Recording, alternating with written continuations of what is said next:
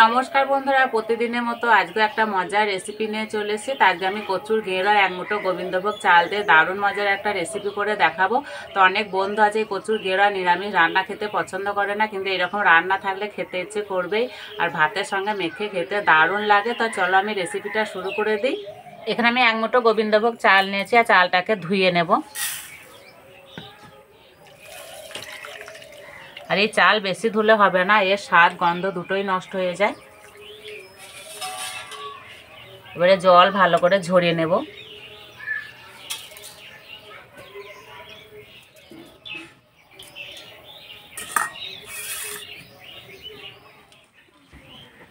এখানে দুটো বেশ বড় সাইজের কচুর গেরো নিয়েছি, আর এই বড় সাইজের কচুর গেরোগুলো খেতে বন্ধুরা দারুণ লাগে। এবারে গেরো দুটোকে কেটে নেব।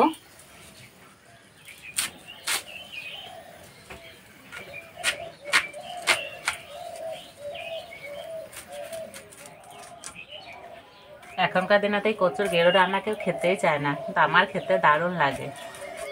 আর এই গেরো খাওয়া শরীরের পক্ষে খাওয়া খুবই ভালো।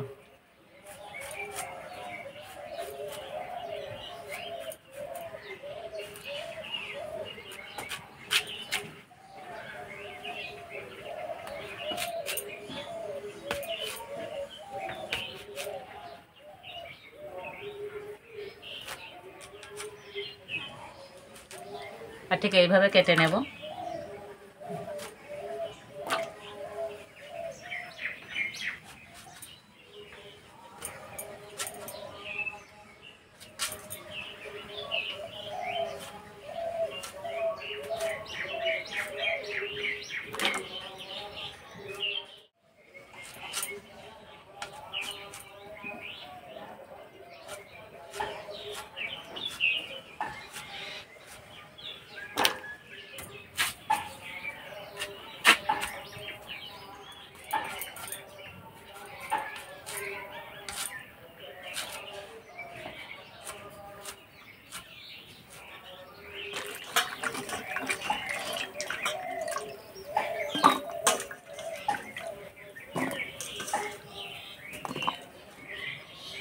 এবারে গেরোটা ভাপিয়ে নেব। কড়াই দেব জল, অল্প একটু নুন, হলুদ গুঁড়ো,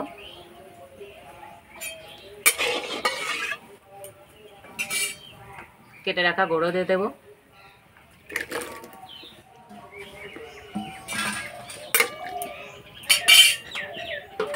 আর ভাপাতে বেশি সময় লাগে না।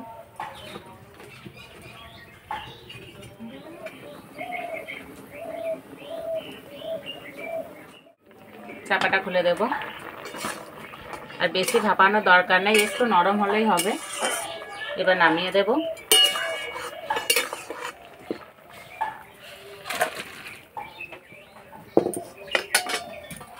কড়াই ভালো করে পরিষ্কার করে নিয়েছি। কড়াই দেবো 2 চামচ ঘি,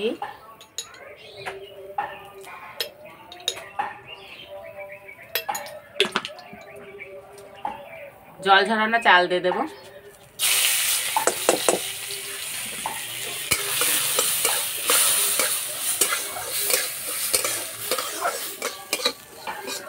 আর এই চাল বেশি ভাজার দরকার নেই, যে একটু ফাটতে লাগবে তখনই তুলে নিতে হবে।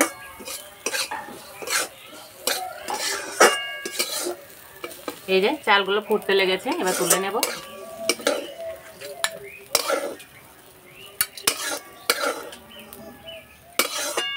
রান্নার জন্য কড়াই দেবো সাদা তেল। তেলে দেবো শুকনো লঙ্কা, একটা তেজপাতা আর গোটা গরম মশলা। এখানে আগে থাকতে একটা আলুকে সিদ্ধ করে নিয়েছি। আলুটাকে বেশি সিদ্ধ করে নিয়ে একটু শক্ত আছে সেইভাবে সিদ্ধ করে নিয়েছি, দিয়ে ছোট ছোট করে কেটে নিয়েছি। এবার তেলে দিয়ে দেব।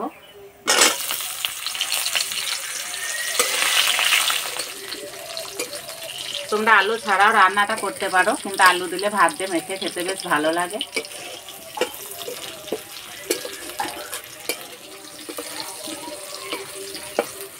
আলু একটু ভেজে নিয়েছি। এবার দেবো ভাপানো গেঁড়ো।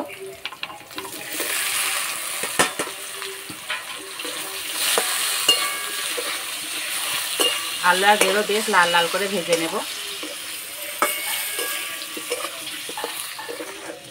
আর এই রান্নাটা বিশেষ কোনো মশলা লাগে না, আর এইভাবে রান্নাটা করলে খুব তাড়াতাড়ি তৈরি হয়ে যায়।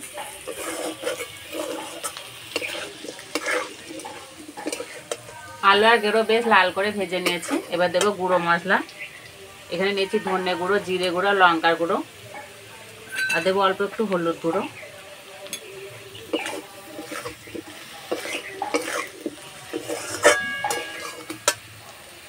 ভেজে রাখা চাল দিয়ে দেবো।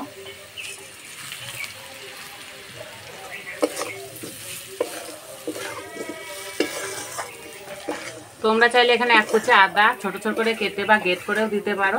আদা ছাড়াই রান্নাটা খেতে দারুণ লাগে। এবার সিদ্ধ হওয়ার জন্য জল দিয়ে দেবো। দিয়ে দেবো স্বাদ মতো নুন।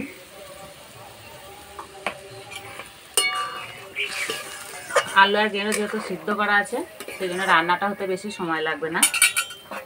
একটু ঢাকা দিয়ে দেবো, চালটা সিদ্ধ হলেই হয়ে যাবে।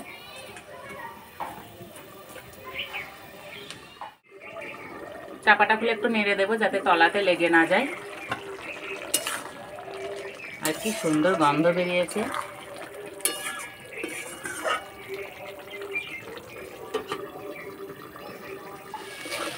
জল মরে গেছে, এই যে একটা ঝরঝরে ভাব হয়ে গেছে। এবার দেবো 1 চামচ ঘি, অল্প একটু চিনি, চেরা কাঁচা লঙ্কা,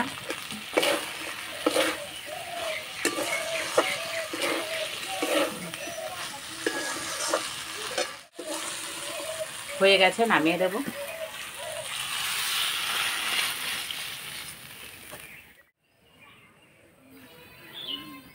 আমার তো মনে হচ্ছে গন্ধেই পেট ভরে যাবে, এত সুন্দর গন্ধ বেরিয়েছে।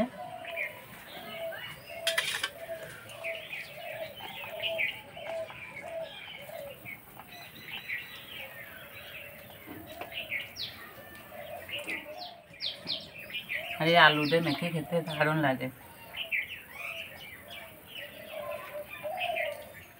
আর এই গেরোটা খুব সুন্দর সিদ্ধ হয়েছে, আর ভাত দিয়ে মেখে খেতে যা লাগছে না।